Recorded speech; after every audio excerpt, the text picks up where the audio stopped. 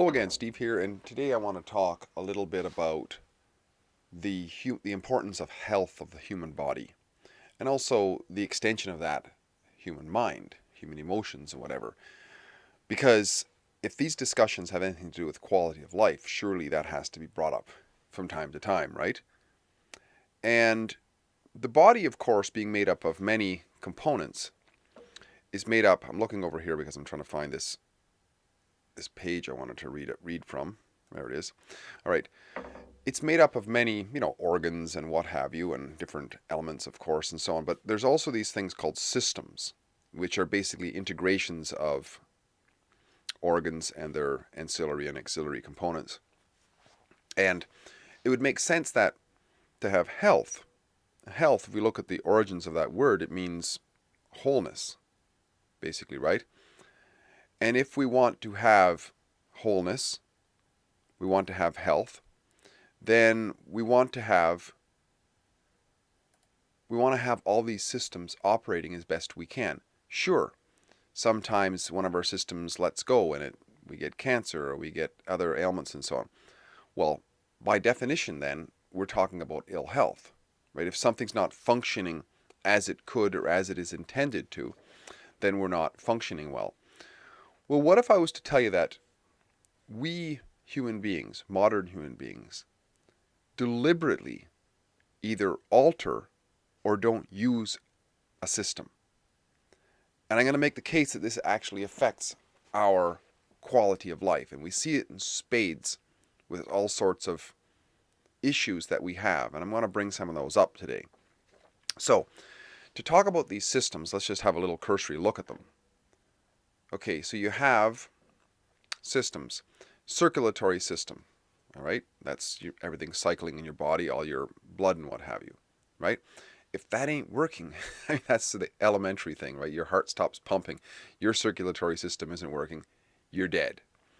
Pretty easy there. Digestive system, you know, we got to fuel the body. If that ain't working, we ain't working. The endocrine system, this consists of principal endocrine glands, the major glands, okay? So your pituitary, thyroid, adrenaline, pancreas, uh, parathyroids, gonads. Huh, there you go. So these glands are, if they're not working, I'm no medical doctor or whatever, but if they're not working, we're not working either. Like all kinds of these are producing all kinds of little necessary hormones and whatnot, I believe, that are needed to fire us up if we need adrenaline or whatever, and to make us feel in love and so on. It's like it's our emotions, what we have when we have emotions, the feelings that we have. They actually are feelings because these things are pumping juices out or little hormones or whatever, and they're making us feel happy, sad, horny, whatever it is. And that's part of life, right? We wouldn't be healthy if we didn't have them. Let's put it this way.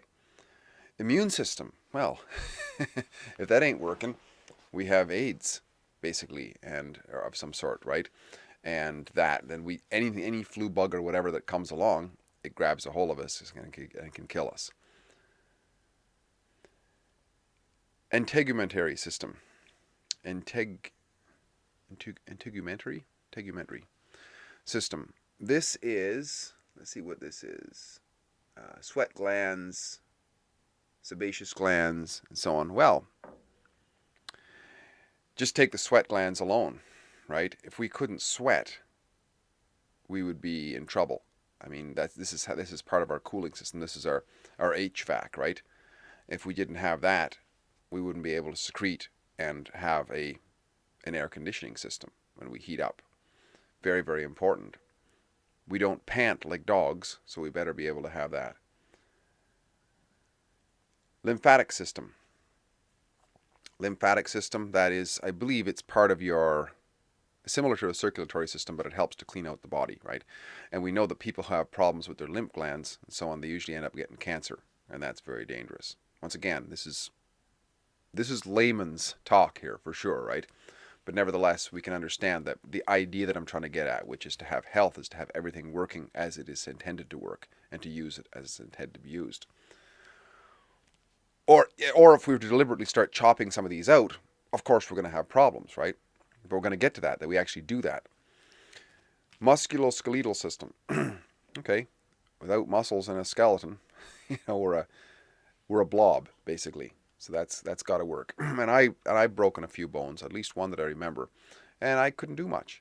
I broke a leg bone, and I was just kind of held up with a cast and everything, and it was really really a drag. And I was just one of all the others, right? Nervous system. Well, I mean, without a nervous system, we wouldn't be able to think, we wouldn't be able to move, wouldn't be able to feel anything. The organs and all these systems wouldn't be able to interact with one another. Yeah, we need all that. It needs to be working as best we can. And if it doesn't, we have a stroke, for example, something shuts down. Well, then stuff stops working. Really, really bad, right? And then you got the respiratory system. Of course, without the Holy Spirit of air, we can hold our breath for a few minutes, but that's about it. And urinary system. Well, I guess the digestive system also has the crap coming out the other end, but the urinary system is what helps to flush us too. I believe it's downstream of the lymph glands and whatever, and the kidneys and what have you, and it all helps to get rid of the toxins and the excess liquids and so on in our body. Now, this last one, very important, reproductive system. It's a system of the body, which I'm going to make the case that we humans have lost touch of what this is for. We know what it's for, but it's sort of like, if we have a reproductive system, or sorry, a digestive system, which actually begins at the lips, believe it or not, it begins on the tongue and the saliva and everything else. It begins there. If we just get addicted to sugar and so on, sure, it's enjoyable, it's tasty, but it has, terrible effects on us as time goes on. And it's self-abuse, right? Well, we also abuse ourselves with our reproductive system. We use it so often as a toy, basically, as something to titillate ourselves with, and the results come forward. They come forward physiologically somewhat, but it's mostly because all these other things have also because we're true health is physical, mental, and emotional, right? It's all intertwined.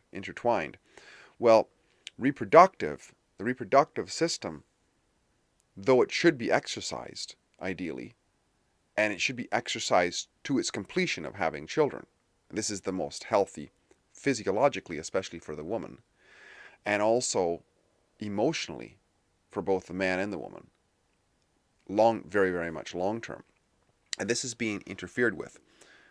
Number one, in men, there's this encouragement to actually surgically cut parts of that reproductive system. It's done en masse right now. And I think it's, it happens basically as soon as you have some kids. Your doctor, I think, is legally supposed to tell you, hey, you should get yourself cut right now. That's an amazing travesty if you think about it. And probably in some countries it's required. And women, of course, the propaganda has been for years, don't bother having children. Go to work. Go to work as a slave in a cubicle and do a bunch of corporate work where you figure out how to bomb other countries into oblivion rather than raising life or something like that. Now, there's a direct connection between,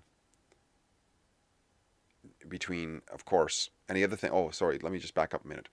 Or to delay, which is, of course, to interfere with nature.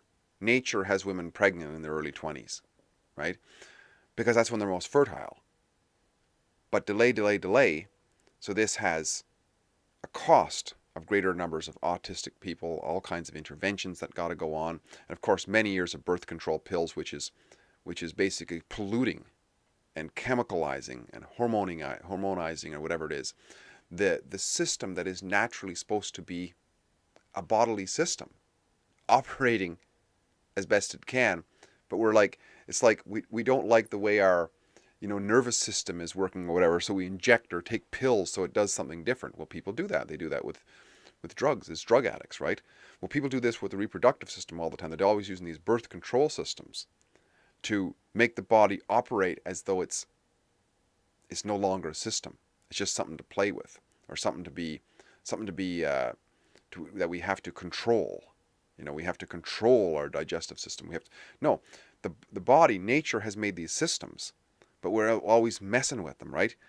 And there are effects. As far as I know, there's a fairly strong corollary between breast cancer and women not having those breasts used for what they're supposed to be used for, right?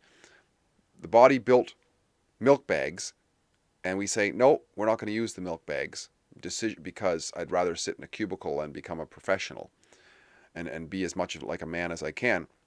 And the result is nature says, well, I don't care about what you think. I only care about what was designed, and things aren't working, so there's cancer in there. And I suspect, although there's lots of information out there that has nothing to do with it, but I'm very suspicious that this whole prostate cancer epidemic, you might say, it might be related to vasectomies. I don't know for sure, but anyway. But the biggest thing about not using the reproductive system as it should be is mental health. I mean, women have a greater tendency for neuroticism as it is, and holding off. This idea that they can hold off till the 30s is nonsense because they've already hit their wall at 30. I mean, read Rollo Tomasi's book, The Rational Male, and he spells it out there quite scientifically that women begin to hit the wall before they're 30, but nobody's telling them this, right? So this is why they're having so many problems. Part of the problems, well, they're on birth control pills for so long, and then at 30 they're already hitting the wall, and they're trying to have kids, and they're going spending all kinds of taxpayer money to get reproductive interventions and so on. But here's the biggest one: is the mental health long term for both men and women of not having kids. There's going to be one hell of a lot of really, really sad people flash forward 50 years. All these people who are not having kids, when there's nobody left, their brothers and sisters and so on are dead, and they're in care homes and so on, and nobody's coming to see them. Because at that point, when your spouse, if you have one, passes away or whatever,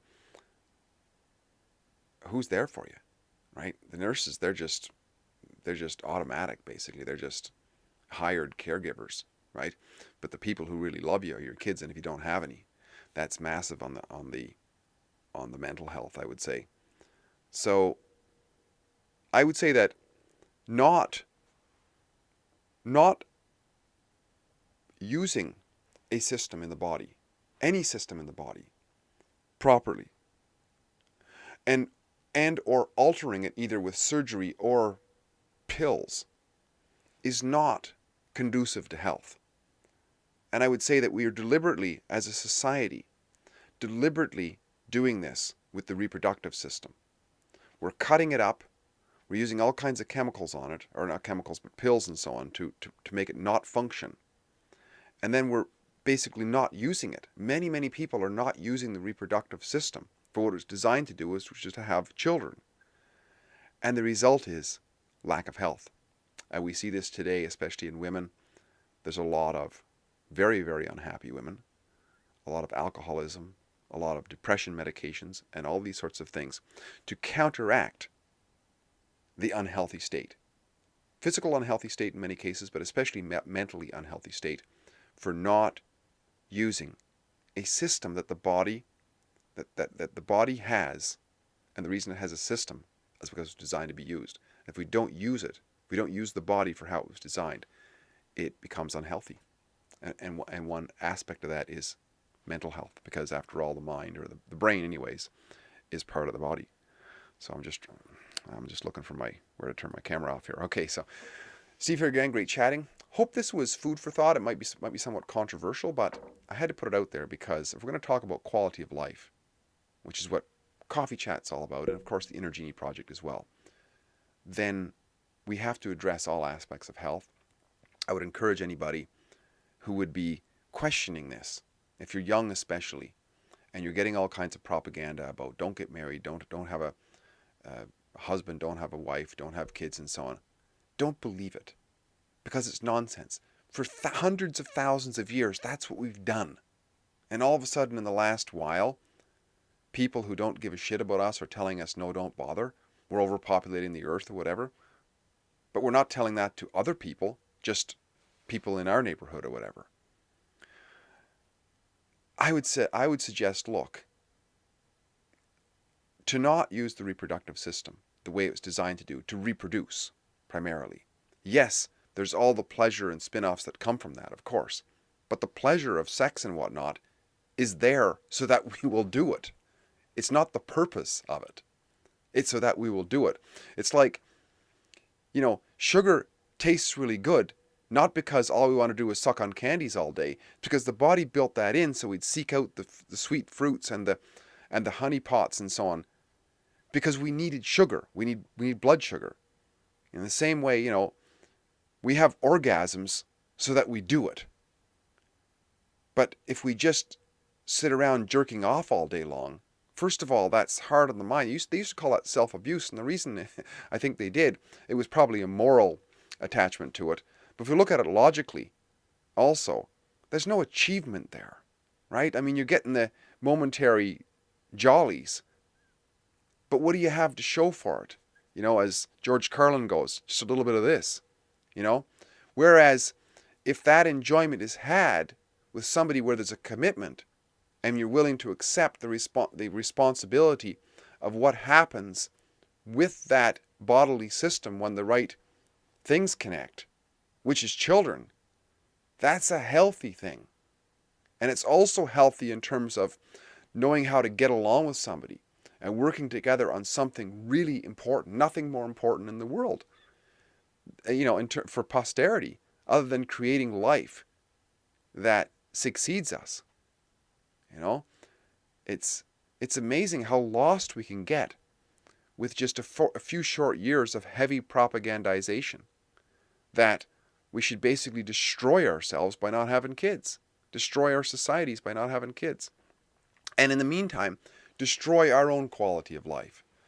So I would encourage everybody to have committed relationships for the long term and have children. Just like, eat good food. Because why? Because you have a digestive system that it was designed for. Have children because you've got a reproductive system that's designed to do that. And it'll affect your quality of life, and you do it right, you'll have children who love you as well. Steve here again, great chatting. Hope this is helpful. Please comment in the box below. Talk again soon. Bye for now.